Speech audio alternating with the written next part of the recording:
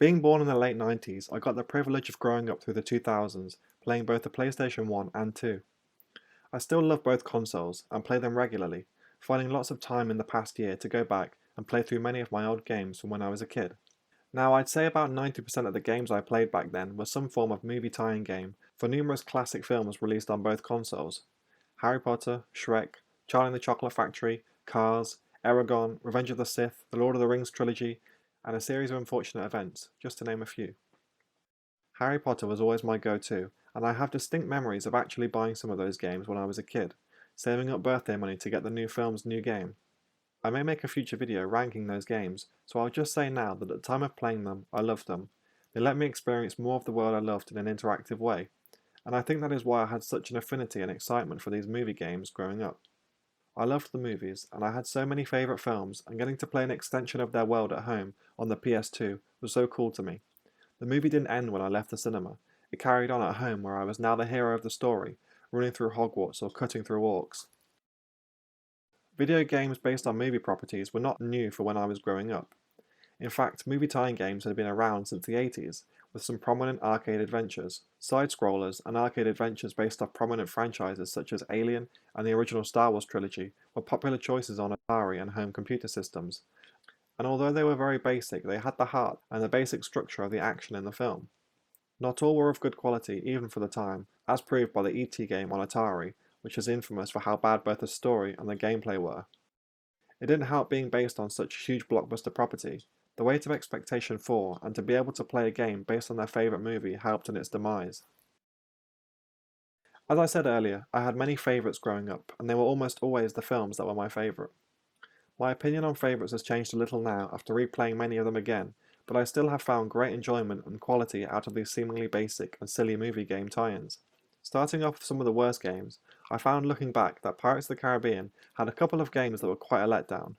In terms of the aesthetic and environments, they weren't too bad, and actually captured the world very well, but the gameplay and the repetitiveness of the hack and slash from level to level became tedious after about half an hour of play. I found this similarly with the first Lord of the Rings game, which had a release coinciding with the first film, but had more basis in the books rather than a straight-up tie into the film. I also found this with the first Transformers game, limited with its playability and lack of story, making most of it a shooty, smashy carnage of blocky polygons. I found my favourites on replay were still the ones I liked most back in the day, and I would be lying if I said half the enjoyment actually came from my nostalgia and happiness getting to play back in the worlds I spent so much time in as a kid. The first three Harry Potters were quite bare for such open world logistics, but they were good attempts at filling the magical world with as much as the technology was capable of handling at the time. Shrek 2 offered something fun with a 4-player capability, with each level exploring different parts of Shrek's fairy tale world, and encountering a wide variety of characters to fight and play as kept me entertained for ages. Unlike Harry Potter, it seemed far more bustling with things, but it is broken down into levels rather than being one expansive area. Charlie and the Chocolate Factory was a surprise to me on replay too, being very similar to Shrek's platforming, with different levels for different areas that would be filled with wacky and cartoonish things. If I had the time, I would have been able to play the whole game in one sitting without getting bored.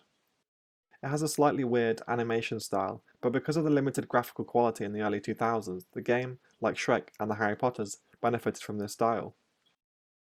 The LEGO games are all worth an honourable mention, although I'm not including them as video game movie tie-ins, but rather as their own LEGO franchise games. In fact, for some franchises, the LEGO games may have been better and far outperformed the actual film's tie-ins, such as Star Wars, Pirates of the Caribbean, and Indiana Jones. I am one of those people, clearly, who would have liked to see movie game tie-ins carry on even now. They began to die out in the early 2010s when the PlayStation 3 and Xbox 360 ushered in a new age of quality gaming that has only gotten better as we get into the 2020s and the latest console releases. Only a few major franchises managed to carry on churning out their adaptations for each film, such as the Harry Potter series, which managed to release an adaptation for each film, and by the time it was finished, the series had crossed 3 generations of platforms. Some other major franchises, such as Spider-Man and Iron Man, managed to get a couple more adaptations in before the movie tying era had to come to an end. A small window of time saw movie-related mobile games and apps become popular, but again they were very short-lived and garnered very poor reviews as they copied formats of other mobile games and essentially put a new skin on them. Original games based on famous pop culture and movie IP were starting to become the norm, thanks to games such as Batman Arkham Asylum, that proved they could take a character and give him his own game and story without it being tied to anything to be successful. Games like this have become the norm now, with examples such as Spider-Man PS4, The Avengers, and Hogwarts Legacy to name a few in recent years. It would be nice to see some sort of return to the movie tie-in game. I don't believe with the technology and demand for such quality, open-world games that studios would ever be able to compete in quality with games that have had many more years of development in them. Still, it is the expansion of the movies that I mostly miss. Getting to explore the movie universe and have more adventures with the characters is what I want back, and whatever form that may take, whether it be console, mobile, or otherwise, I would like to see studios give it one more go.